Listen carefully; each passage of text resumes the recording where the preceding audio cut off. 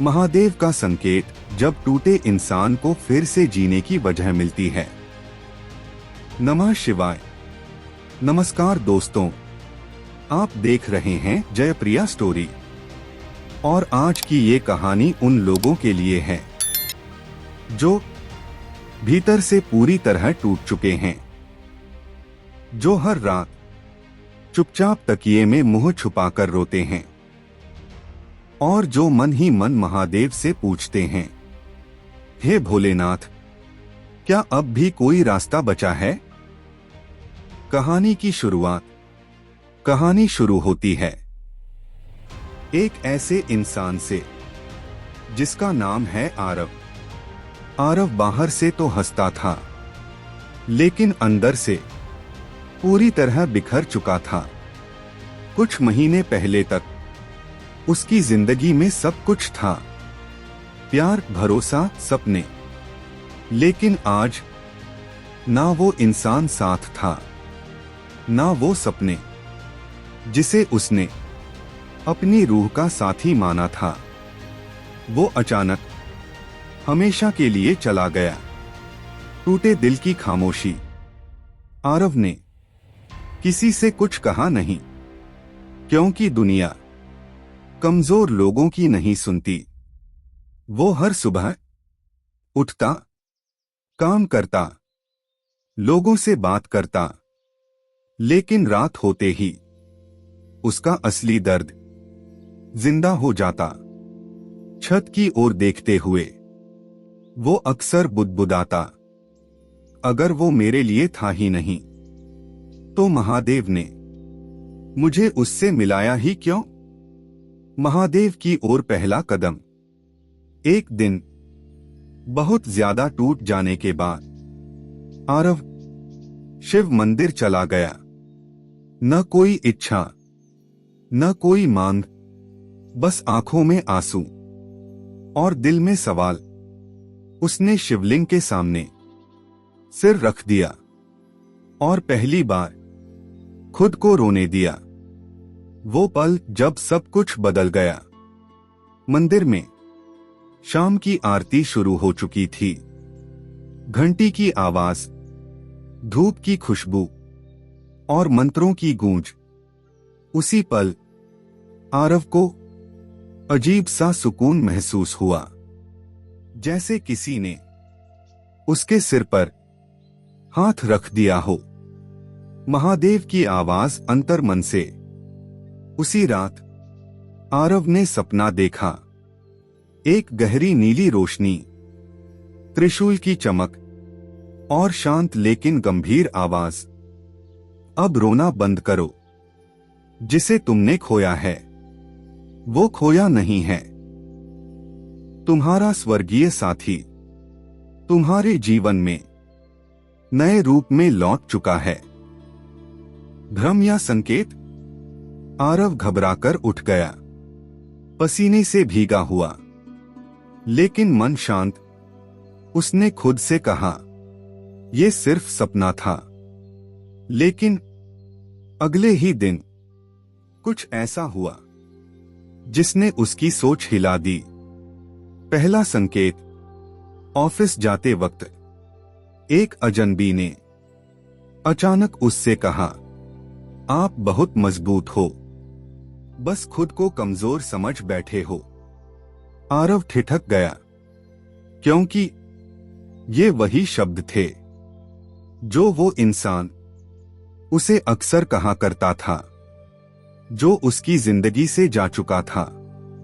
संयोग या महादेव की योजना? उसी दिन उसे एक पुरानी डायरी मिली जिसमें लिखा था, अगर कभी मैं ना रहूं तो रोना मत, महादेव तुम्हें अकेला नहीं छोड़ेंगे। आरव की आंखें भर आईं। कहानी यहीं खत्म नहीं होती दोस्तों, ये सिर्फ शुरुआत है।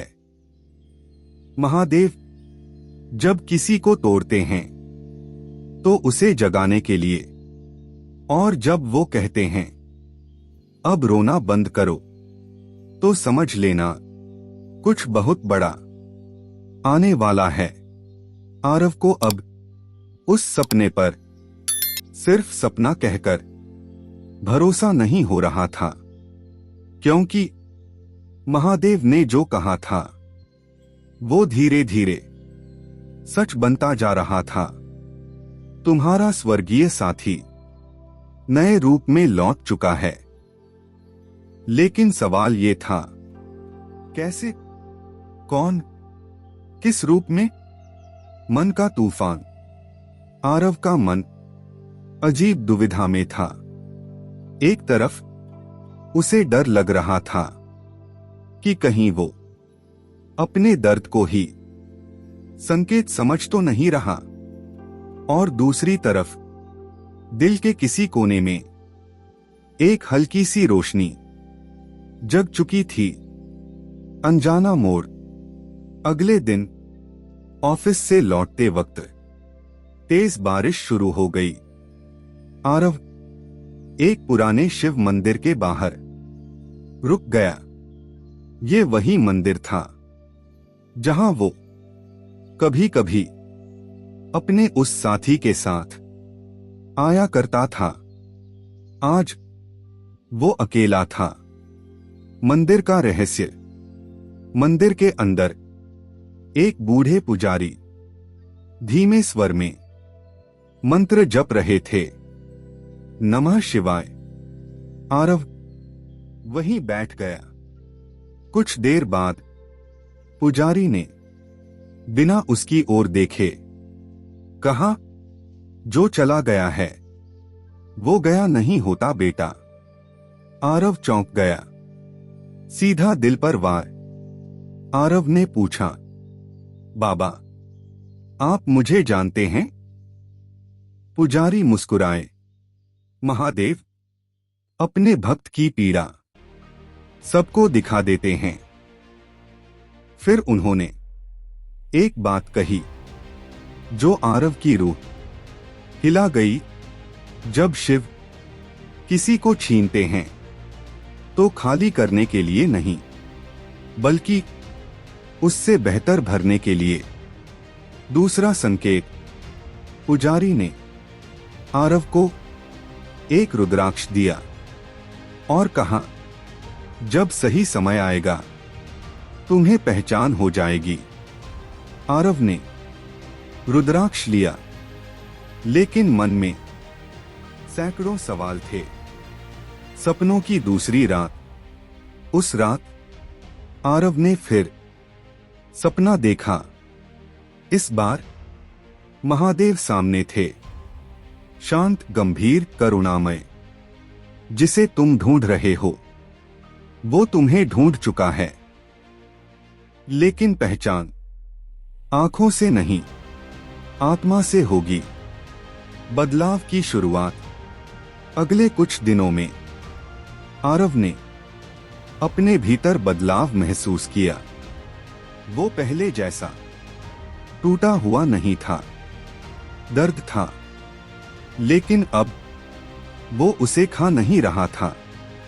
एक नई मुलाकात। एक दिन ऑफिस में नई कोलीग आई। साधारण सी, लेकिन उसकी आंखों में अजीब सी शांति थी।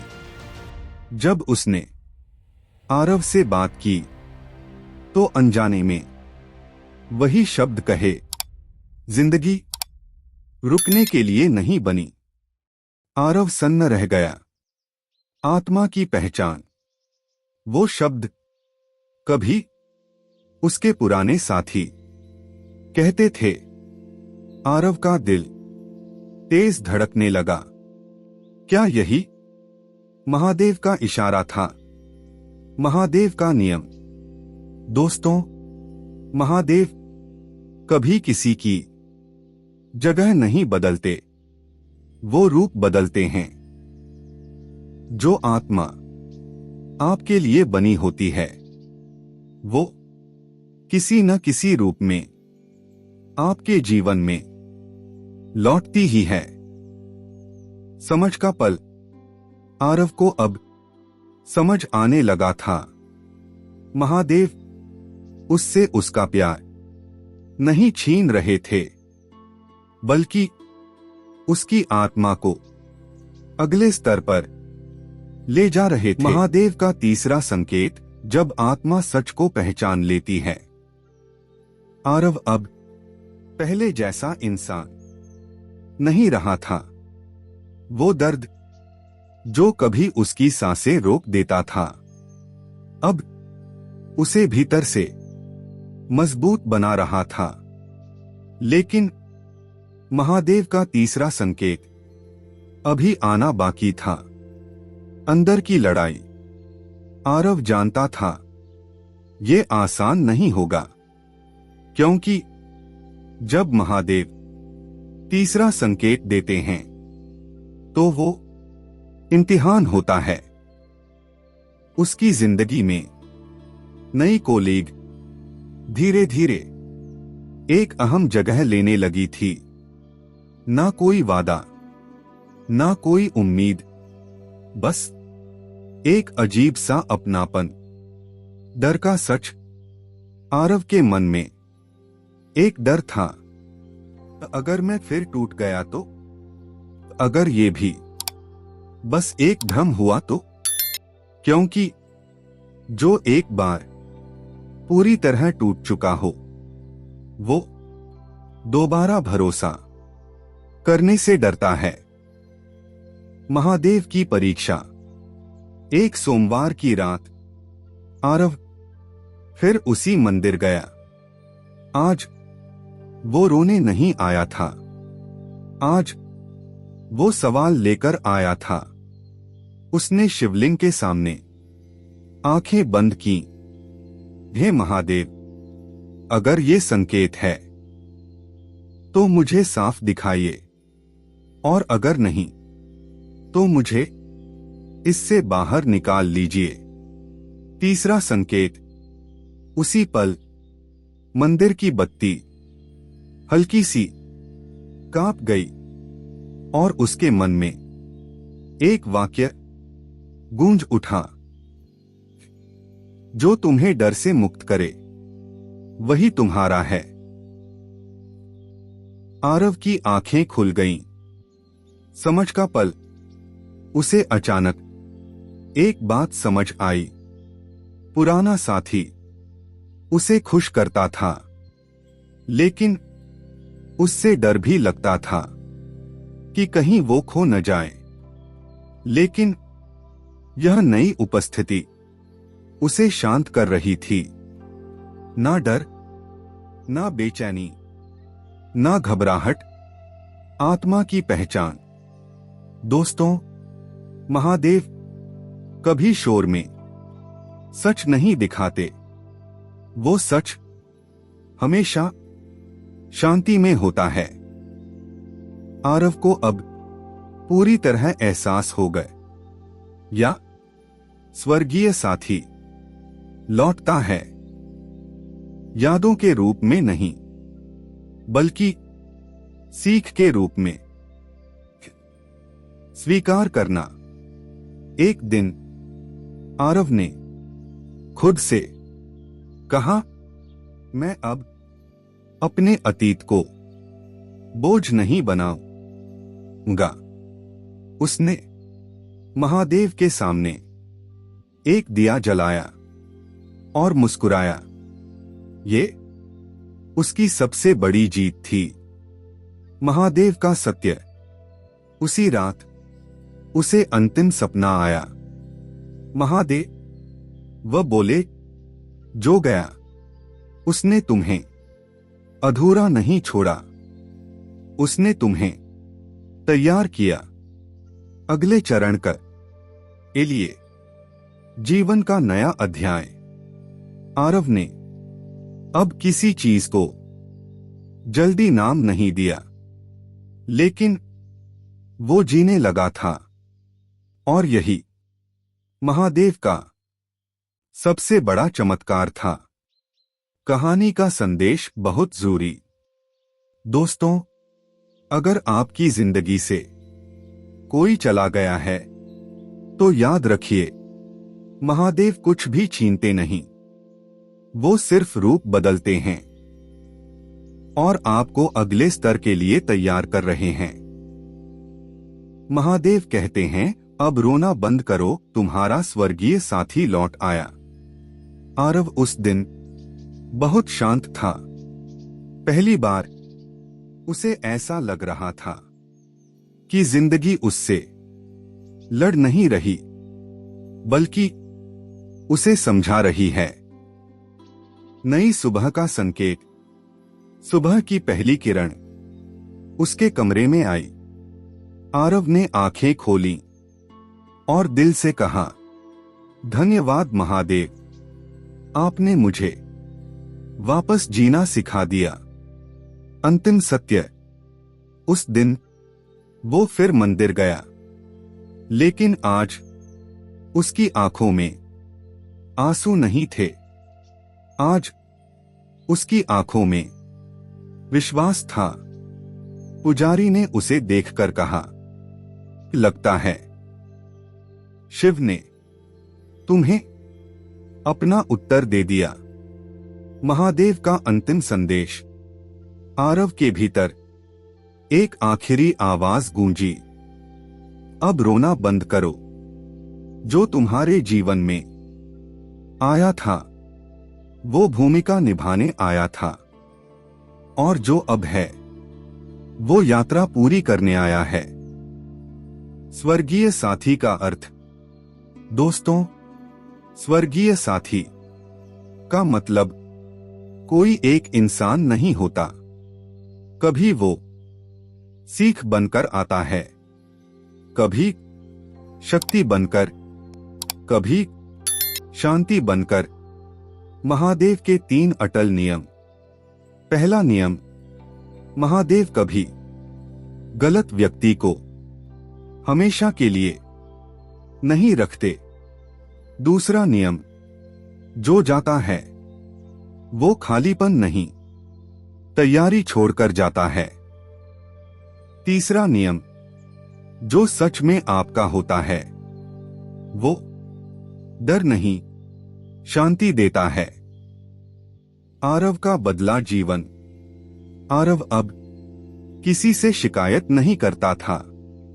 वो जान चुका था, जो छूटा वो भी महादेव की कृपा थी, और जो मिला वो भी। दर्शकों के लिए सीधा संदेश। अगर आप ये वीडियो अंत तक देख रहे हैं तो समझ लीजिए, ये कहानी संयोग नहीं है, ये महादेव का संकेत है। अंतिम अपील।